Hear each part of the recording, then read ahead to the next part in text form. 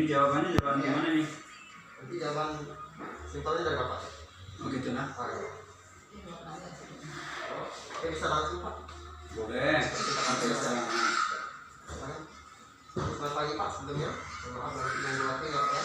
Oke. Ini saya mahasiswa STPP yang mencari Bapak terkait manajemen koperasi Pak. Pertanyaan pertama Pak, langsung saja Pak. Bagaimana perkembangan cek usaha kita ini sampai saat ini Pak? Soal perkembangan itu kan banyak, perkembangan anggota, perkembangan aset, perkembangan yang lain-lain kan banyak. Ini yang ditanyakan tentang bagaimana ini? Yang perkembangan aset juga boleh Pak. Aset ya. Berkaitan dengan aset nanti bisa dilihat di data gitu, data apa itu? Ada di situ. Tinggal foto saja. Nah itu bisa di sini.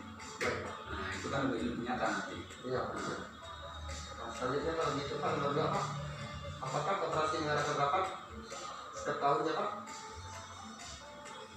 Pasti di TP setiap bulan sekali di TP. Kemudian rapat-rapat yang lain itu selalu diadakan di kantor pusat. Oh gitu Pak. Nah, selain rapat anggota tahunan itu diadakan setiap bulan 2. Berarti nggak pernah lewat dari bulan 2. Oh gitu Pak. Nah, karena berkaitan dengan undang-undang koperasi kan paling tidak harus sudah mengadakan itu bulan 4. Oh gitu. Tapi di usaha kita selalu mengadakan di bulan 2 itu sebelum itu. Februari Pak. Ya. Nah, selanjutnya Pak, bagaimana perkembangan pemberian pinjaman di koperasi usaha kita ini Pak? Berkaitan perkembangan pemberian pinjaman ya, itu sifatnya kan dari oleh dan untuk anggota. Ya. Itu hanya diberikan oleh anggota. Yang kalau bukan anggota kami tidak pernah melayani. Oh gitu. Kemudian persentase pinjaman nanti bisa lihat di tabel 60 sampai 70%. Tentang. Bukan. Terus selanjutnya Pak, poin 4. Apakah pihak koperasi mentolerir syarat pinjaman yang diajukan dalam proses pemberian kredit? Toleran ini maksudnya gimana nih? Mentoleransi gitu Pak, syarat pinjamannya. Misalnya dalam tempo yang kredit itu seperti apa gitu. Oh, ini berkaitan dengan pinjaman ya? Iya benar. Berkaitan dengan pinjaman itu kan dilakukan setelah paling tidak itu sudah 3 bulan menjadi anggota. Itu baru boleh diajukan diberikan pinjaman kecuali pinjaman kapitalis. Pinjaman kapitalis adalah modal, berarti pinjam untuk disimpan untuk modal kita. Yang kedua, sebelum 3 bulan tetapi dia sudah masuk menjadi anggota, sebelum 3 bulan dia sudah mempunyai simpanan 3 juta misalnya, lalu baru 2 bulan mengajukan pinjaman, nah, itu hanya sebatas modal boleh. Setelah 3 bulan itu baru diberikan pinjaman. Ini kan terhitung baru pinjaman pertama, itu hanya 1,5 kali modal. Kalau modal 4 juta berarti yang boleh diajukan itu hanya 6 juta. Setelah itu baru 40% dari modal. Yang kedua Pak, apakah ada spesialisasi antara anggota lama dengan anggota baru yang melakukan pemberian kredit? Jika iya, tolong jelaskan Pak. Ini tidak ada, kecuali kami melihat bahwa anggota lama ini prestasinya dilihat. Kalau memang sedang kenapa kita berikan pinjaman sesuai dengan kemauan. Yang baru pun begitu, kami pun melihat kemampuan juga.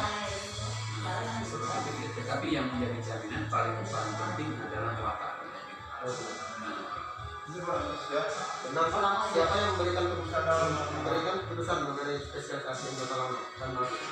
Dan apakah rapat anggota mengetahui bahwa ada pinjaman lebih batas dari platform pinjaman yang dipakai?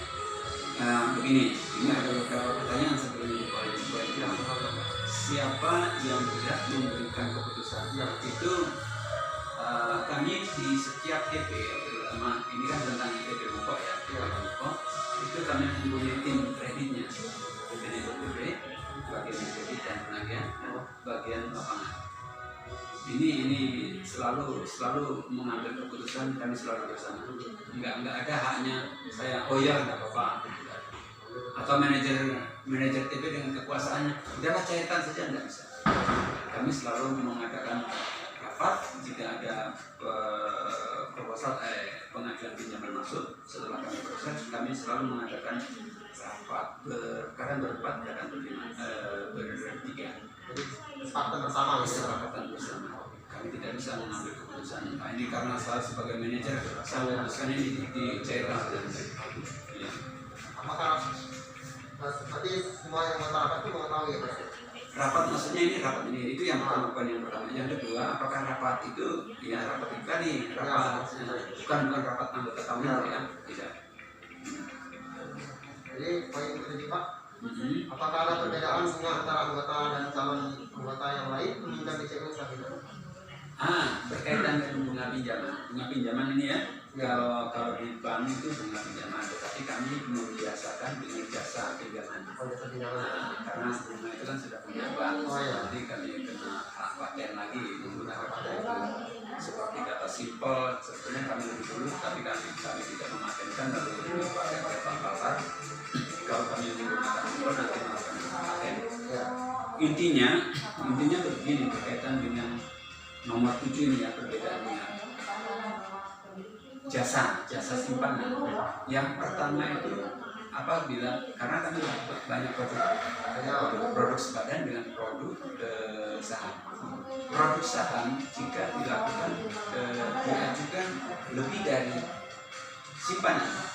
Kalau simpanan 10 juta tetapi mengajukan produk juta, itu berarti kan lebih dari simpanan. Itu dikenakan jasa pinjaman 1,75.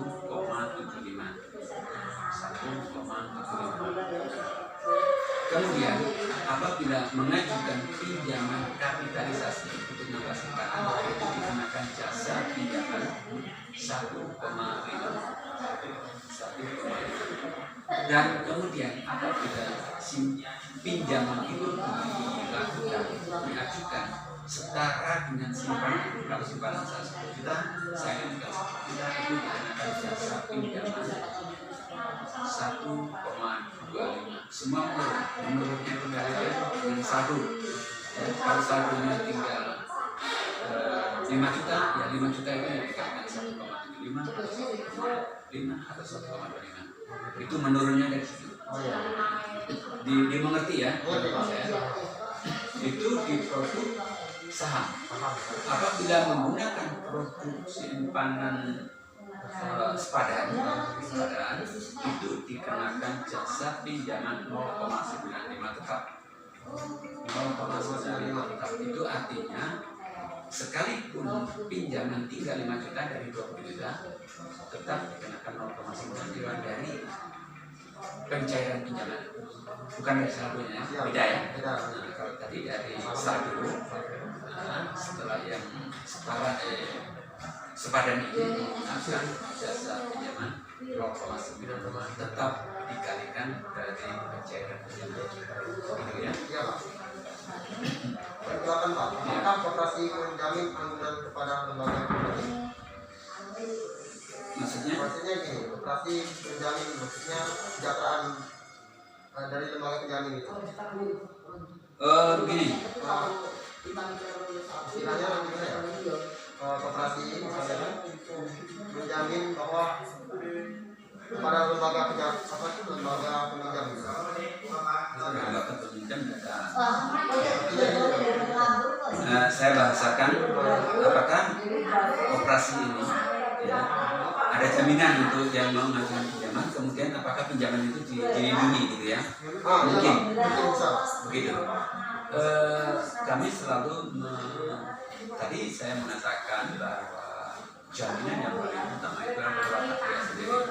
Kami juga sudah bisa melihat datanya dari awal sampai akhir, layak dan tidak. Kalau tidak ya tidak. Kami tidak harus yang mengajukan 20 juta itu harus disetujui dulu. Tidak. Kami perlu pertimbangan itu yang pertama. Yang kedua, kalau mengajukan pinjaman simpanan saya 10 juta, mengajukan 20 juta, bahaya kalau tidak ada jaminannya. Ya, itu maksudnya. Itu ada jaminannya. Setelah ada jaminannya itu bisa berupa surat SKT yang kami survei tempatnya, kemudian sertifikat, ya. Itu. Kemudian dari pinjaman itu pun kami bekerja sama dengan BKCU untuk melindungi pinjaman ini apabila anggota terjadi sesuatu yang tidak kita inginkan, meninggal atau catat tetap. Nah, kalau catat tetap itu berarti di bawah 150 juta ke bawah itu semua bakal dilindungi. Berarti apabila anggota ini meninggal, pinjaman dilunasi oleh BKCU. Nah, itulah penjamin, semacam di bank itu lembaga penjamin simpanan dan pinjaman itu dilindungi perlindungannya, nah, baik simpanan maupun pinjamannya. Jadi ada proteknya sedikit ya. Ya. Baik Pak, poin 9. Apakah koperasi usaha kita ini dikenal cukup baik di kalangan masyarakat ini Pak? Khususnya dari bukan ini Pak. Ya, oke. Usaha kita termasuk yang awal ya di Kecamatan Bawah ini, yang awal. Saya tidak bisa mengatakan usaha kita ini baik dilihat dari mana atau tidak baik dilihat dari mana. Karena begini, usaha kita ini awal yang anggaplah perintis di sini di Kecamatan Bawah ini, terutama di SD2 ini. Awalnya anggota masuk yang menjadi anggota tetap mengatakan usaha kita jauh lebih bagus. Tapi banyak juga yang keluar, setelah keluar nanti kan keluar. Makanya singkat anggota yang seperti ini kami tidak terlalu pusing. Bagi saya usaha kita sampai tidak ada lain yang bisa lebih baik dari usaha kita. Bagi saya seperti itu karena saya memang bekerja di sini dan semua apa yang ada ini dari sini semua dari usaha kita. Pertanyaan terakhir Pak, apakah pihak koperasi usaha kita selalu mengusahakan pinjaman anggota yang tinggi, kualitas yang ada di koperasi sedang atau bahkan mengalami defisit? Wah, itu hancur. Ya. Kalau selalu mengusahakan gitu dan ini wah ini pinjaman besar ini lumayan ini kami nanti itu hancur tanpa melihat likuiditas dan lain sebagainya. Nah, kami tidak, karena kami harus ada 5C. 5C untuk menganalisisnya. Enggak semua pinjaman yang besar itu menguntungkan bagi CUP. Intinya bahwa pinjaman itu satu menolong anggota yang mengajukan. Yang kedua, selain menolong anggota yang mengajukan, juga menolong bagi lembaga ini. Akan sama-sama menolong. Ada sakit saya bantu, saya bantu. Itu dari nah, apalagi sampai mengalami defisit, ini kehancuran yang luar biasa. Sampai saat ini puji Tuhan usaha kita belum ada kata